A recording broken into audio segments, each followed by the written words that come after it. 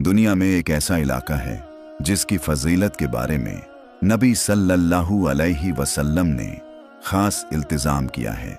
यहाँ से एक लश्कर उठेगा जो न सिर्फ जुल्म के खिलाफ होगा बल्कि पूरी दुनिया का नक्शा बदल देगा। खुरासान, ये नाम आपने सुना होगा, लेकिन क्या आप जानते हैं कि ये इलाका कहाँ है और ये खुरासान का लश्कर असल में क्या मतलब रखता है? आज की इस कहानी में हम जानेंगे हजरत इमाम मेहदी अलैहिस्सलाम के ज़ुहूर से जुड़ी इस अहम खबर को और समझेंगे कि कैसे ये लश्कर हमारी दुनिया की तकदीर बदल सकता है। तो बने रहिए इस रूहानी सफर में जहां सच्चाई से पर्दा उठेगा। खुरासान ये कोई मामूली जमीन का टुकड़ा नहीं, ये उस सरजमीन का नाम है जो इस्लामी तारीख में जिहाद, इल्म और रूहानी क़यादत की पहचान रहा है। असल में खुरासान एक फारसी लफ्ज़ है जिसका मना है जहां से सूरज निकलता है। ये इलाका मशरिक की जानिब था और ये इस्लामी फतूहात का दरवाज़ा बना। अगर आज के नक्शे में तलाश करें तो पुराना खुरासान ईरान के मशरिकी हिस्से, अफगानिस्तान का बड़ा हिस्सा, उज़्बेकिस्तान, ताजिकिस्तान और यहाँ तक के मुल्क ए तुर्कमनिस्तान तक फैला हुआ था। ये इलाका सिर्फ ज़मीन नहीं था, ये एक मरकज़ था जहाँ से तौहीद की रोशनी ने मशरिक को जगाया। यहाँ से अब्बू मुस्लिम खुरासानी निकला जिसने बनी उमैया के खिलाफ आवाज़ बुलंद की। यही सरजमीन थी जहाँ से इल्म, तसव्वुफ और तबलीग का नूर उठा। और आज जब हदीसों में ये अल्फाज पढ़े जाते हैं कि स्याह झंडे खुरासान से निकलेंगे तो दिल कांप जाता है, क्योंकि इस इलाके की तारीख में वाकई वो सारी क़ुव्वत और रूहानी असरात मौजूद रहे हैं। लोग पूछते हैं खुरासान का लश्कर कौन होगा? मैं कहता हूँ पहले खुरासान को समझो, फिर लश्कर अपने आप सामने आ जाएगा। रसूलुल्लाह सल्लल्लाहु अलैहि वसल्लम ने अपने ज़माने में जो बातें इरशाद फरमाईं वो ता क़यामत रहनुमा हैं। उन्हीं इरशादात में एक हदीस आती है जो आज भी दिलों को जज्बा देती है और अक्लों को चौंका देती है। हदीस मुबारक है, इज़ा रअयतुम अर्रायात अस्सूद खरजत मिन खुरासान फ़अतूहा फ़इन्न फ़ीहा खलीफ़ा अल्लाह मेहदी, यानी जब तुम स्याह झंडों को खुरासान से निकलते देखो तो उनकी तरफ बढ़ो, क्योंकि उनमें अल्लाह का खलीफा मेहदी होंगे। रिवायत इब्ने माजाह, यानी यह झंडे कोई आम झंडे नहीं होंगे, ये वो लश्कर होगा जो हक की तरफ से उठेगा, जुल्म के खिलाफ और इंसाफ की तामीर के लिए। कुछ उलमा फरमाते हैं कि ये स्याह झंडे खुरासान से निकलेंगे और बैतुल्लाह की जानिब बढ़ेंगे, जहां हजरत इमाम मेहदी अलैहिस्सलाम का ज़ुहूर होगा। वो इन झंडों के लोगों से बैत लेंगे। अब सवाल ये उठता है, क्या ये लश्कर आज के दौर में है? क्या ये तहरीकें, ये इनकलाब, ये सियाह झंडे उसी बशारत की झलक हैं? कुछ उलमा इसे रमज़ी तशबीह समझते हैं कि सियाह झंडे हक की निशानी है, और कुछ उलमा इसे हर्फ बर्फ हकीकत मानते हैं।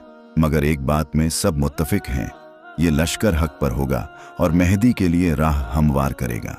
ये हदीस बताती है कि खुरासान सिर्फ एक तारीखी इलाका नहीं बल्कि क़यामत की निशानियों में एक अहम कड़ी है। दुनिया एक अंधेरे दौर से गुजर रही होगी जहां जुल्म, फसाद, जंग और गुमराही अपनी आखिरी हदों को छू चुकी होगी। मस्जिदें होंगी मगर नमाज में दिल नहीं, कुरान होगा मगर उस पर अमल नहीं। और उस वक़्त जब उम्मत मायूस होगी, अल्लाह अपने वली को जाहिर फरमाएगा। हज़रत इमाम मेहदी अलैहिस्सलाम, जिनका नाम रसूलुल्लाह सल्लल्लाहु अलैहि वसल्लम के नाम पर होगा, यानी मोहम्मद बिन अब्दुल्लाह, वो मक्का मुअज़्ज़मा में काबा के पास ज़ुहूर फरमाएंगे। हदीस मुबारक में आता है, मेहदी मेरी उम्मत में से होंगे, अल्लाह एक रात में उन्हें इस मकाम पर फाइज करेगा। मुस्नद अहमद। ये मतलब है कि वो कोई सियासी लीडर नहीं होंगे, ना ही कोई खुद को पेश करने वाले। वो तो इनकिसार के साथ छुपे होंगे मगर लोग उनको पहचान लेंगे। खुरासान का लश्कर जिनके पास स्याह झंडे होंगे मक्का पहुंचेगा। लोग उन्हें मजबूर करेंगे कि वो खलीफा बने और फिर काबा के सामने बैत होगी। 7 अफराद पहले बैत करेंगे, फिर सैकड़ों, और वहीं से इस्लामी इनकलाब की बुनियाद रखी जाएगी। ये वो लम्हा होगा जब दुनिया फिर से इंसाफ का मजा चखेगी। मेहदी अलैहिस्सलाम जुल्म का खात्मा करेंगे, माल को बराबर बांटेंगे, हर गमगीन को राहत देंगे और फिर एक दिन ईसा अलैहिस्सलाम भी उतरेंगे और दज्जाल का खात्मा होगा। मगर इस सब की शुरुआत होगी खुरासान के लश्कर और उस स्याह झंडे से जो हक के साए में उठेगा। अब सवाल ये है, ये खुरासान का लश्कर कौन होगा?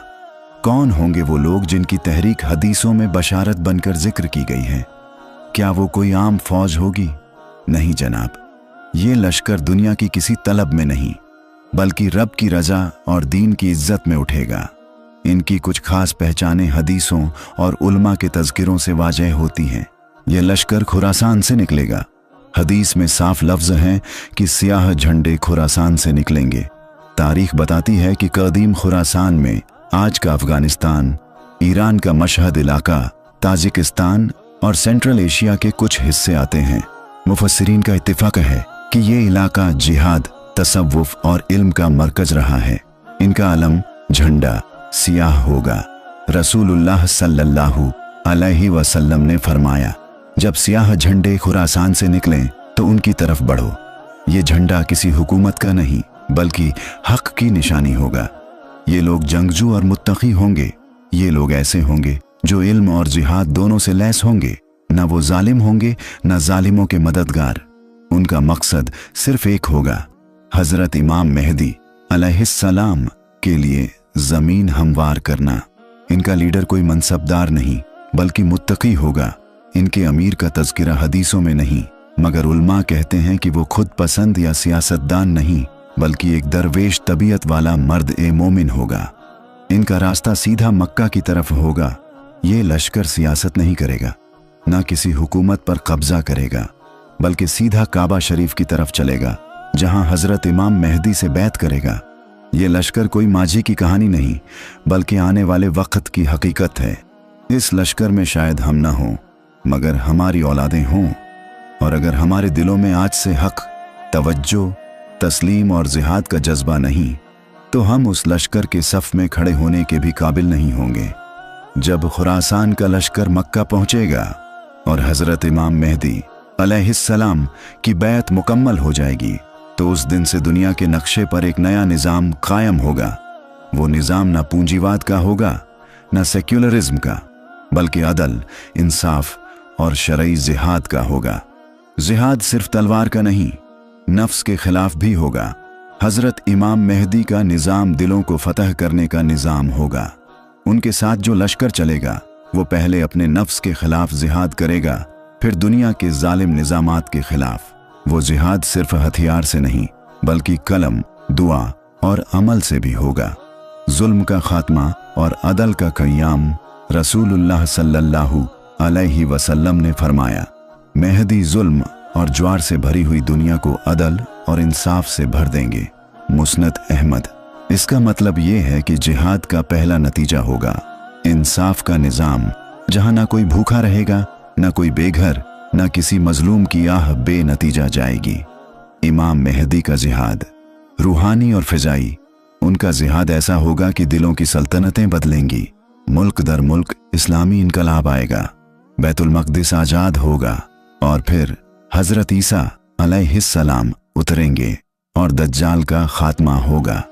मगर इब्तिदा में यही लश्कर होगा, खुरासान का लश्कर। इस निज़ाम में न कोई बड़ों का रवाज होगा, न रिश्वत का सहारा, न जात पात, न किसी हुक्मरान को माफ़ी। हर एक को अपने अमल का हिसाब देना होगा। यही है हक का निज़ाम जिसकी बुनियाद ला इलाहा इल्लल्लाह है। ऐ मुसलमान, आज जो हम मस्जिदों से दूर हैं, कुरान से गाफिल हैं, हक की आवाज़ सुनकर भी चुप हैं, क्या हम उस निज़ाम का हिस्सा बनने के लायक हैं? क्या हम उस लश्कर का इंतज़ार कर रहे हैं या उसके आने से पहले ही गुमराह हो चुके हैं? खुरासान का लश्कर सिर्फ एक फौज नहीं बल्कि एक इनकलाब है जो हर गुनाहगार दिल में तौबा की आग लगाएगा। आज की दुनिया में हर कोई बात करता है, हर कोई दावा करता है, मगर कौन सच्चा है? खुरासान के लश्कर की तैयारी कहां तक पहुंची और हम आम मुसलमान इसका हिस्सा कैसे बने? आज का दौर गुमराही और फितना। दुनिया भर में मुसलमानों का हाल बेहाल है। फितने, झगड़े और इख्तिलाफों ने दिलों को तोड़ दिया है। लोग अपने अपने मजहब के नाम पर लड़ रहे हैं, मगर हक की आवाज कहीं दब सी गई है। खुरासान का मतलब सिर्फ इलाका नहीं, रवैया भी है। खुरासान सिर्फ एक जगह नहीं, ये दिलों का हाल है। जो दिल तौबा, तस्लीम और अमल की राह पे हैं, वहीं असली खुरासानी हैं। सोशल मीडिया और इमाम मेहदी का संदेश। आज के ज़माने में खबरें तेज़ हैं, हर तरफ फरेब और धोखे भी हैं, लेकिन हक की खबर भी पहुंचती है। खुरासान के लश्कर का पैगाम हर दिल तक पहुंचना चाहिए, ताकि लोग तैयार हों, न सिर्फ हथियार से बल्कि दिलों से भी। युवा और लश्कर-ए-खुरासान मुसलमान नौजवानों में ज़बरदस्त ताकत है, जो अपनी रूहानी तालीम बढ़ाएं और उस लश्कर का हिस्सा बने जो जुल्म के खिलाफ कदम बढ़ाए। तो फिर क्या हम अपने दिलों को आज़ाद करेंगे? क्या हम खुरासान के लश्कर में शामिल होने के लिए तैयार हैं, या फिर हम भी उसी दौर के गुलाम रहेंगे जहां फितना और बेईमानी हुकूमत करेगी? दोस्तों, खुरासान का लश्कर सिर्फ एक कहानी नहीं, एक पैगाम है। ये पैगाम है कि हर मुसलमान में वो ताकत है कि वह जुल्म और बेइंसाफी के खिलाफ खड़ा हो सके। हमारे दिलों में अगर सच का नूर हो तो कोई ताकत हमें रोक नहीं सकती। इसलिए अपने ईमान को मजबूत करें, नेक काम करें और हमेशा हक की राह पर चलें। अगर आपको ये कहानी अच्छी लगी हो तो इसे अपने दोस्तों और परिवार के साथ ज़रूर शेयर करें, लाइक करें, ताकि हमें मालूम चले कि हम सही रास्ते पर हैं। और हमारे चैनल को सब्सक्राइब करना ना भूलें, ताकि ऐसी और भी असरदार कहानियाँ आप तक पहुँचती रहें। हम सब मिलकर एक नई सुबह ला सकते हैं। खुद को और अपने आसपास को बदलना है तो यही सही वक्त है। शुक्रिया आपका। अल्लाह हाफिज़।